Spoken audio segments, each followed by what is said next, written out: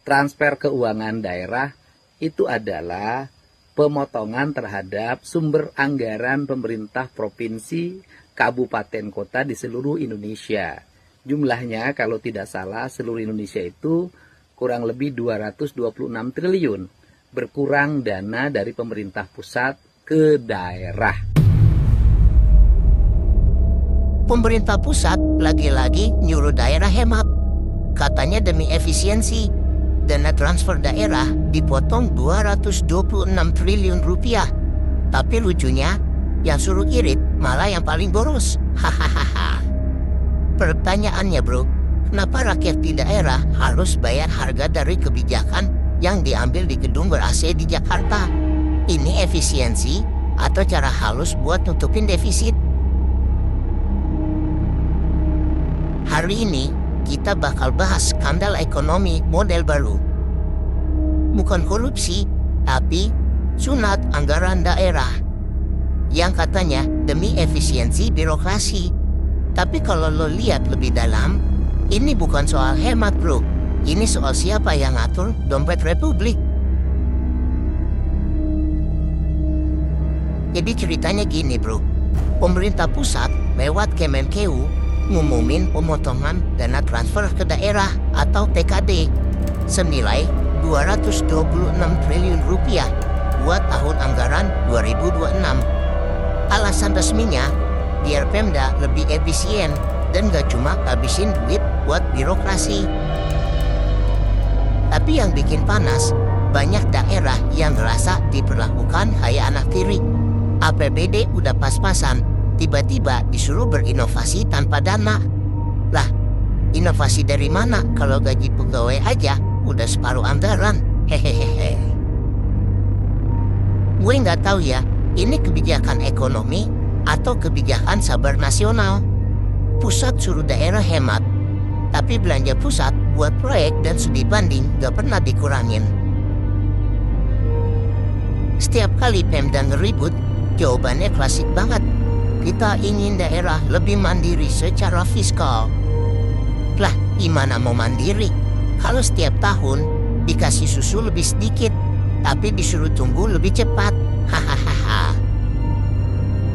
Dan yang lebih ironis, Pemprov Jawa Barat bilang mereka siap efisiensi besar-besaran. Tapi tahu nggak efisiensinya di mana? Gak ada di program, tapi di SDM. Artinya banyak tenaga honorer bakal kena imbas. Jadi efisiensi buat siapa bro? Buat rakyat atau buat angka yang lagi defisit?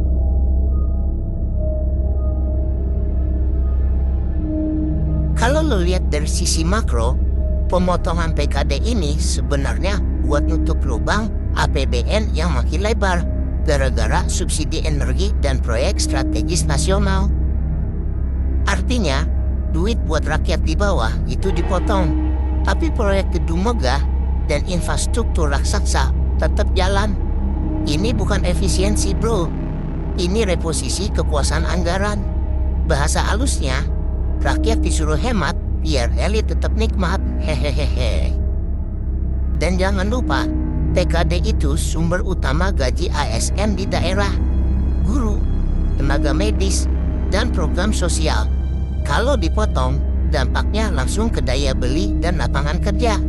Tapi ya, selama ini Microsoft Excel-nya pusat masih kelihatan stabil. Rakyat boleh nangis duluan. Sekarang beberapa kepala daerah mulai buka suara. Ada yang bilang ini bentuk ketidakadilan fiskal karena pusat terus tambah kewenangan tapi motong anggaran. Bener juga sih, pusat kayak bos yang nyuruh karyawan kerja lebih keras tapi gaji ditunda. Hahaha. DPR juga udah peringatin kalau potongan TKD bakal ngurangin lapangan kerja dan daya beli masyarakat daerah. Tapi kayak biasa, suara peringatan itu kedengeran pelan. Karena kalah sama suara mikrofon pejabat pusat, waktu ngumumin pertumbuhan ekonomi tetap stabil. Hahaha. Kalau pusat benar-benar mau efisiensi, mulai dulu dari rapat mewah dan belanja citra. Jangan potong anggaran daerah yang jadi ujung tombak pelayanan publik. Efisiensi itu bukan berarti rakyat dikencengin sabuknya, tapi pejabat yang dikurangin arogansinya. Lucunya, setiap kali rakyat minta keadilan fiskal, jawabannya selalu, nanti kita bahas di Musrenbang Nasional. Lah, pembahasannya udah nasional, tapi solusinya tetap lokal. Cuma di bibir, bukan di APBN. Kalau lu juga muak lihat pusat nyuruh daerah hemat, tapi belanja sendiri jor-joran, tulis di komentar. Yang disunat rakyat, yang gemuk pejabat. Jangan lupa like, share, dan subscribe biar makin banyak yang sadar. Karena kalau rakyat diam, yang naik bukan pembangunan, tapi ketimpangan. Gua misterius cabut.